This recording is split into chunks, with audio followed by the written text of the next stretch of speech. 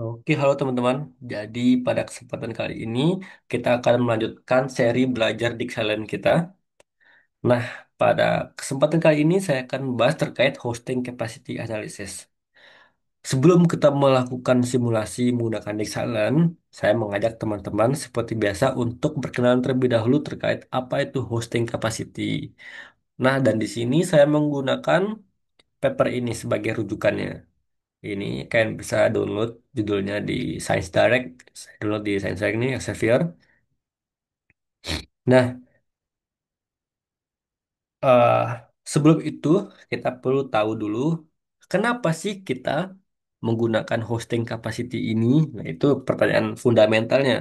Jadi teman-teman sekalian, menginstal PV dengan sembrono, dengan sembarangan ke suatu power grid justru bisa merusak atau membuat sistemnya tuh kolaps. Karena si PV ini Karena si PV ini termasuk ke dalam pembangkit yang inersiales atau yang tidak memiliki inersia. Nah, kalau mau tahu apa itu inersia, kalian bisa di GPT saja apa maksudnya inersiales. Simpelnya gini, coba kita bayangkan, menghayal dikit saja terkait generator. Generator itu adalah pembangkit yang berputar. Nah, dia memiliki inersia. Sedangkan si PV ini dia akibat eh, apa dia convert listrik dari DC itu AC. Nah, dia tuh nggak berputar.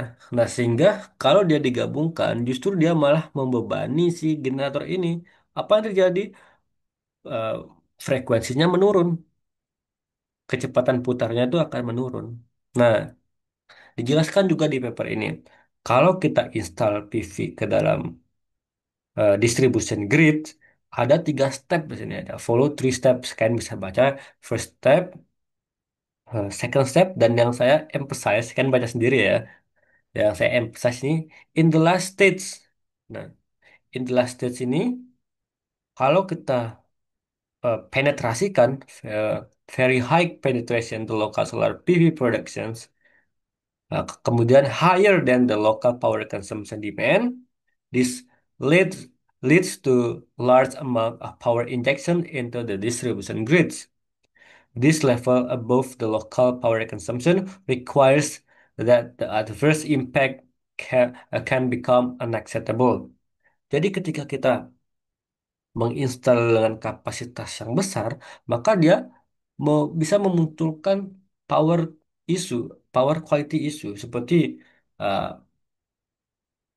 eh, voltage, range voltage yang tidak diinginkan, yang di luar standar IEEE, kemudian ada power quality dan lain sebagainya. Oleh karena itu, therefore, need to be mapped and quantified. This acceptable limit is termed the hosting capacity. Jadi, berapa limit threshold daya yang bisa diinjekkan ke dalam suatu grid itu, ke dalam suatu grid atau busbar. Nah, itu dinamakan hosting capacity. Jadi berapa sih minimal threshold yang bisa kita injekkan ke suatu power system itu? Dan ini sangat penting kalau in case semoga kalian bekerja di perusahaan energi terbarukan, kemudian PLN Renewable Energy dan lain sebagainya. Dan ini penting untuk kalian ketahui. Nah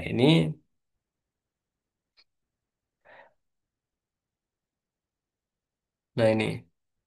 The analytical method is described as a way of a hosting capacity determination with power flow by a step increase in the distribution generation at the bus until the violation is recorded. Nah, ini metode yang digunakan pada paper ini. Ini papernya bagus, kalian bisa baca ini untuk mengetahui apa itu hosting capacity dan sebagainya. Dan mari saja kita coba ke desain. Nah, ini yang kita desain kemarin ya. Nah, kita fokus ke sini saja. Ini Pak CB-nya dalam kondisi ketutup ya. Sorry, dalam kondisi open ya. Jadi untuk mengetahui berapa sih saya di sini kan saya mau install di sini nih. Berapa sih eh, PV, daya daya yang bisa diinjekkan ke sini oleh energi terbarukan. Nah, caranya kita klik kanan, lalu calculation, hosting capacity analysis. Nah, di sini kita akan apa ya constraint-nya. Kita klik di sini basic option. Constraint ini syarat syarat ya. Thermal limit eh, ini voltage ini sorry. Nah, ini kita kalian centang kemudian configuration ini berapa berapa power factor PV-nya, distributed energy resource-nya yang kalian mau gunakan. Oke, kalian bisa centang mengikuti saya seperti ini. Nah, kalau kalian mau tahu ini artinya, kalian bisa Google sendiri atau kalian lihat di tutorialnya di bagian help sini. Oke, next kita hosting capacity. Sesudah kita sesudah kita setting dan sebagainya, kita execute. Nah, ternyata di sini tuh dia maksimal power. Jadi power yang bisa diinjekkan ke sini itu 10,33 megawatt. Daya reaktifnya 6,42 dan 6,4 mVAR. Jadi segitu yang bisa diinjekkan ke sini. Nah, kita memiliki PV di sini kapasitasnya 1.200 seperti yang kemarin tuh. Ingat ya, bukan kapasitas terisolnya, tapi daya aktif yang diinjekkan. Jadi 1,2 kW ini, 1.200 kW ini bisa jadi dia menghasilkan 3,7 mW. Nah, kalau kalian bingung, kalian bisa membaca jurnalnya atau mengetahui di GPT sekarang ya. Di sini ya.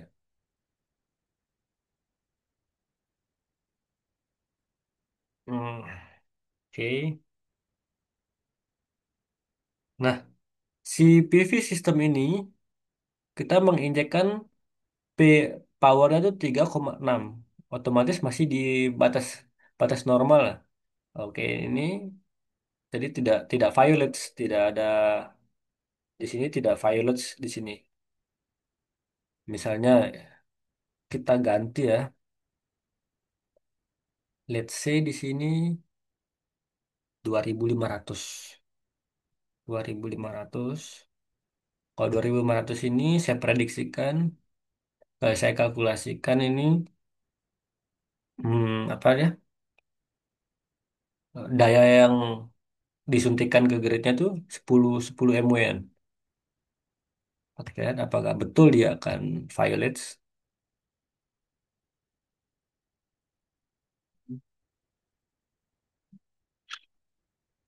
Oh ya, ini udah agak violates ya, 1,1,06.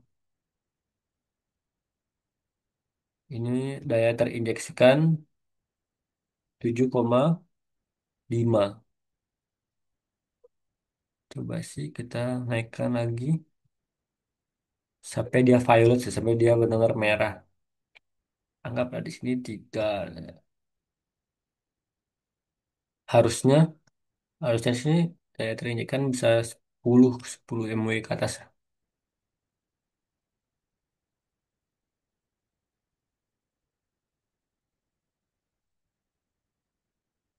Nah, sesuai prediksi ini 10,5. Tadi berapa ya? Batas. Saya lupa tadi 10, berapa gitu loh.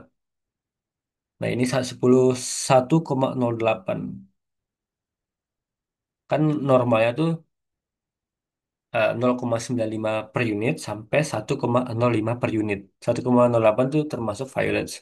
Tapi yang enggak apa ya? Tapi sebenarnya 1,08 ini banyak, saya pernah magang di PLN ya. Biasanya kalau udah 1,1 PU, 1,2 baru baru diganti. Tapi kalau 1,8 so-so lah. Eh, nggak terlalu apa ya? Nggak terlalu. Nah, ini apa maksudnya 1,01 PU ini? Karena kita kan pakai kuasi dynamic. Nah, jadi pada jam 6 subuh mungkin jam 5 subuh dia 1,01 per unit. Jadi ketika puncaknya maksimalnya jam 2 siang, jam 1 siang 1,08 per unit. Ya, ini tergolong virus dan ini terinjekskan 10,5 MW dan terbukti. Jadi singkatnya teman-teman, hosting capacity ini bahasa bayinya ya. Misalnya eh, seberapa sih threshold hal-hal yang buat pacarmu marah gitu. Contohnya gini, misalnya gini, misalnya chat cewek lain, mungkin pacarmu masih nerima. Nah, ketika ketika kamu misalnya chat cewek lain, misalnya, ditambah ditambah sayang atau emot love, nah pacarmu udah nggak bisa nerima lagi. Nah, itu artinya di luar hosting kapasitinya pacarmu. Begitu. Itu sih yang bisa saya sampaikan. Semoga apa yang saya sampaikan ini bermanfaat dan bisa dijadikan ilmu. Dan kalau ada kesalahan dari apa yang saya sampaikan ini, kalian tolong koreksi di kolom komentar dan jangan lupa untuk terus subscribe channel saya. Saya akan membahas hal-hal yang lebih seru lagi ke depannya. Oke, itu saja teman-teman. See you on next video. Bye bye.